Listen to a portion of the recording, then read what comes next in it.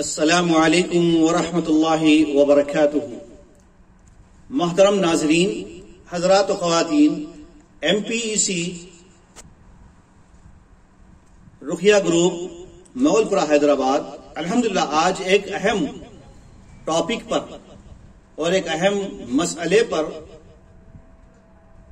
تفصیلات بتائی جا رہی ہے۔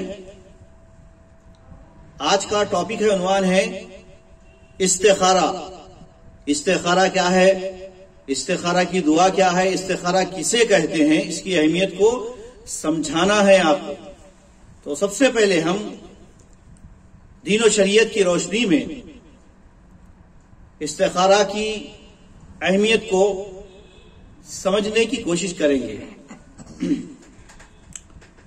الحمدللہ اللہ کے رسول صلی اللہ تعالی علیہ وسلم نے اپنی امت کو ہر وہ چیز بتائی ہے جو فائدہ مند ہے، اور ہر وہ چیز اور ہر وہ کام سے بچنے کی تاکید کی، بچنے کا حکم دیا جو دنیا میں اور آخرت میں نقصان کرنے والی چیز ہے۔ تو آئیے، جو چیز ہم کو فائدہ پہنچانے والی ہے اور نقصان سے بچانے والی ہے وہ ہے دعا، استخارہ۔ استخارہ کہتے ہیں مشورہ مانگنے کو، مشورہ طلب کرنے کو۔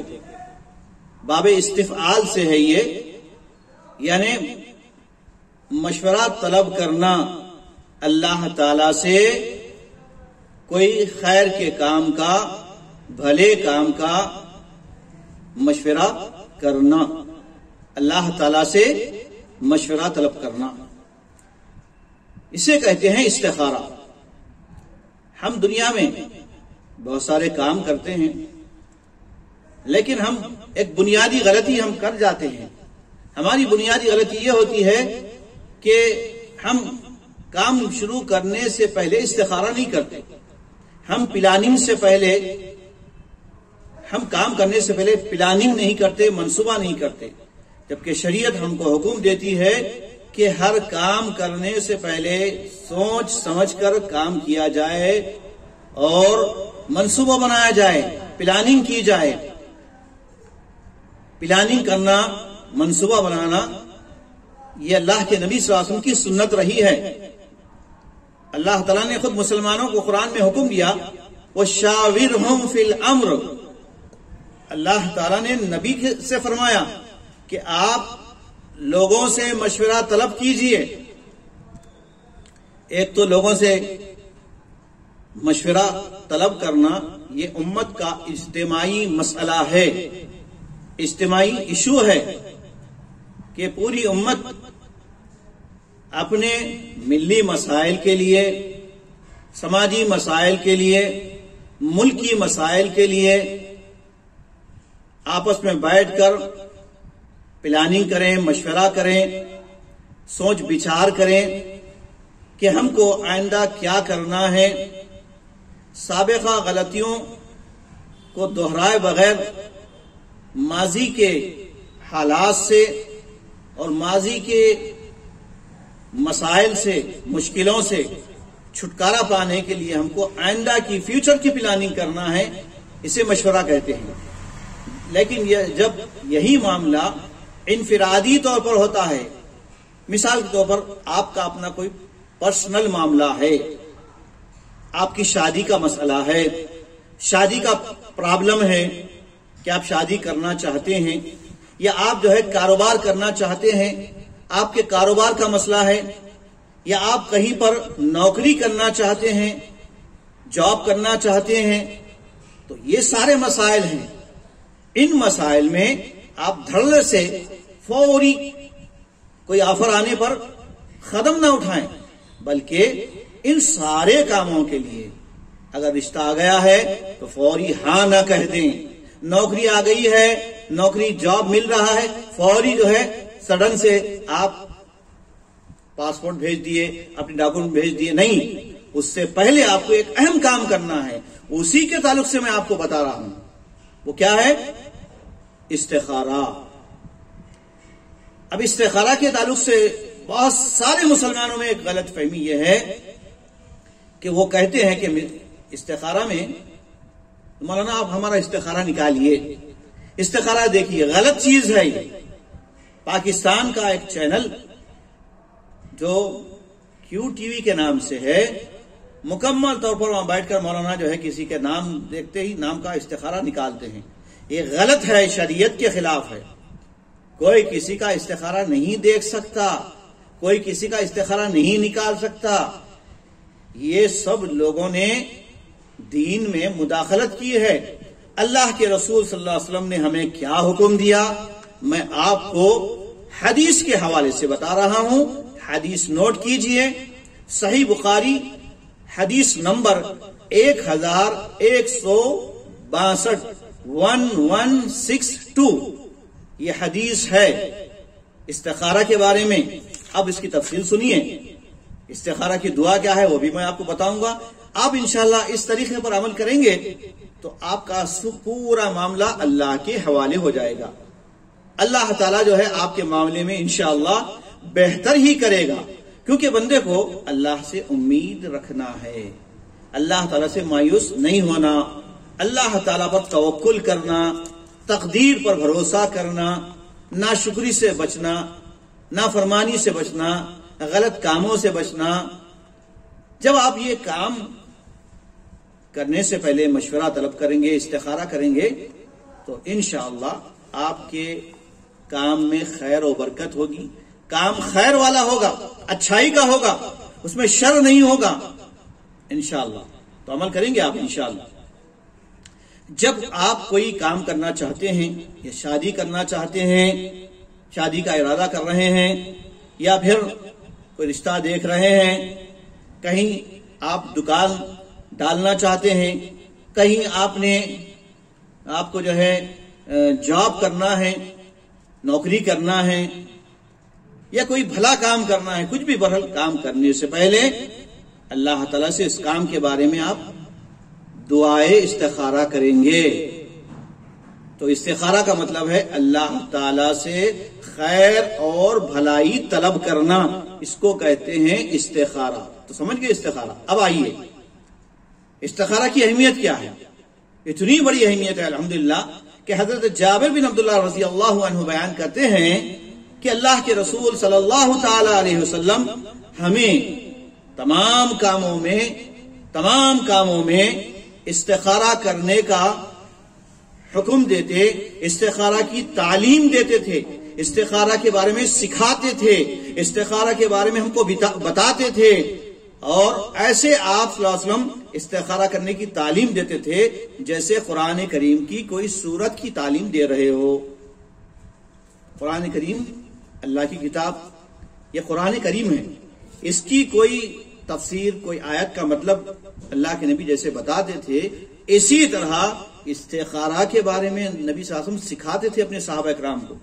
تو صحابہ اکرام رضوان اللہ تعالی علیہم اجمعین اللہ کے نبی کے طریقے پر عمل کر کے کامیاب ہوئے، تو ہم بھی ویسے ہی کامیاب ہو سکتے ہیں۔ دنیا اور آخرت کی کامیابی اللہ تعالیٰ نے ہمیں لکھ دی ہے، ہمیں ساتھ ساتھ یہ بھی دعا کرنا ہے، ربنا آتنا فی الدنیا حسنہ وفی الآخرۃ حسنہ وقنا عذاب النار۔ اب آئیے میں استخارہ کی دعا کر رہا ہوں، اور انشاءاللہ آپ کو اس ویڈیو میں استخارہ کی آپ کو اسکرین پر مکمل دعا بھی ملے گی۔ وہ دعا آپ دیکھ کر بھی پڑھ سکتے ہیں یا سن کر بھی ریپیٹ کر سکتے ہیں۔ تو آپ کو کیا کرنا ہے، پہلے جو کام کا ارادہ کر رہے ہیں اس کی نیت کر لیں، 2 رکعت کی صلاۃ حاجت پڑھیں، یعنی نماز 2 رکعت پڑھیں۔ آپ 2 رکعت آپ کو نماز پڑھنا ہے، سمجھ گئے؟ 2 رکعت نماز پڑھنا ہے۔ جو کام کا ارادہ کر رہے ہیں اس کو کہتے ہیں صلاۃ حاجت، آپ کی حاجت، آپ کی ضرورت کے لیے جو نماز پڑھتے ہیں۔ اس کے بعد کیا کرنا ہے، نماز پڑھنے کے بعد یہ دعا کرنا ہے، استخارہ کی یہ دعا کرنا ہے۔ تو نفل نماز پڑھیں گے آپ، نفل کی نیت سے 2 رکعت نماز پڑھیں گے، صلاۃ حاجت، پھر اس کے بعد یہ دعا پڑھیں گے آپ جو میں پڑھ رہا ہوں۔ غور سے اسے سنیے، سمجھیے، ترجمہ بھی بتاؤں گا میں آپ کو، اور اسکرین پر دیکھ کر پڑھیے آپ، اگر آپ کو دیکھ کر پڑھنا نہیں آتا تو کم از کم سن کر ریپیٹ کیجئے، یاد کیجئے اور یہ استخارہ کیجئے. انشاءاللہ اللہ تعالیٰ آپ کے کام بنائے گا. ہم دعا کرتے ہیں کہ اللہ تعالیٰ آپ کی مصیبتیں، پریشانیاں، آپ کی جھنجھڑوں کو اللہ تعالیٰ دور کرے، آپ کی ساری تکلیفوں کو، مشکلوں کو آسان فرما دے انشاءاللہ. یقین کے ساتھ پڑھیے.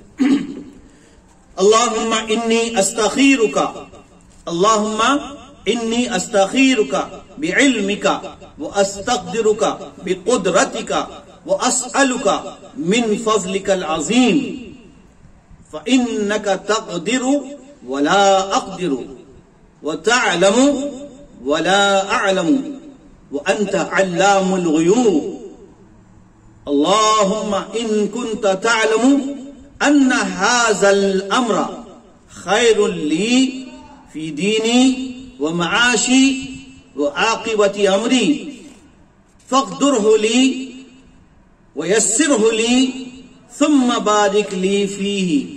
وإن كنت تعلم أن هذا الأمر شر لي في ديني ومعاشي وعاقبة أمري فاصرفه عني واصرفني عنه واقدر لي الخير حيث كان ثم ارضني به.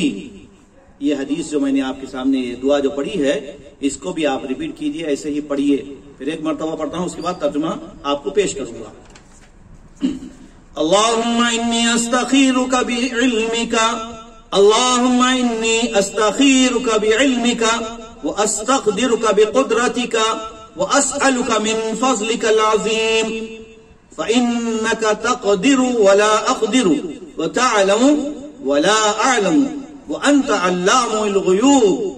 اللهم ان كنت تعلم ان هذا الامر خير لي في ديني ومعاشي وعاقبة امري فاقدره لي ويسره لي ثم بارك لي فيه. وإن كنت تعلم أن هذا الأمر شر لي في ديني ومعاشي وعاقبة أمري فاصرفه عني واصرفني عنه واقدر لي الخير حيث كان ثم ارضني به ثم ارضني به.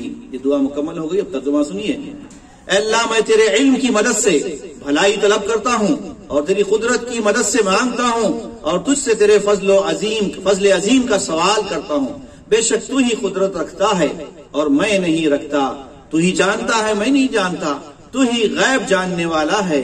اے اللہ، اگر تو جانتا ہے کہ یہ کام جو میں نے جس کا ارادہ اور نیت کی ہے میرے لیے اگر یہ کام بہتر ہے، میرے دین، میری زندگی اور میرے انجام کے اعتبار سے دنیا اور آخرت کے لیے بہتر ہے، تو اسے میرے لیے میری قسمت میں کر دے اور اگر میرے لیے آسان کر دے، پھر میرے لیے اس میں برکت عطا فرما.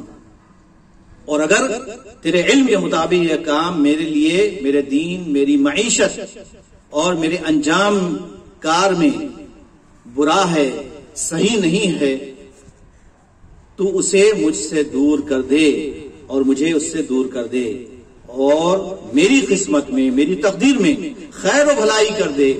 جہاں بھی ہو پھر اس پر مجھے خوش کر دے، خوش رکھ. یہ دعا کا ترجمہ ہے جو میں نے آپ کے سامنے پیش کیا ہے. تفصیل آپ کے سامنے آ چکی ہے. نماز استخارہ کی طریقہ ساری باتیں آ چکی ہے. اللہ تعالیٰ ہم سب کو نیک عمل کی توفیق عطا فرمائے.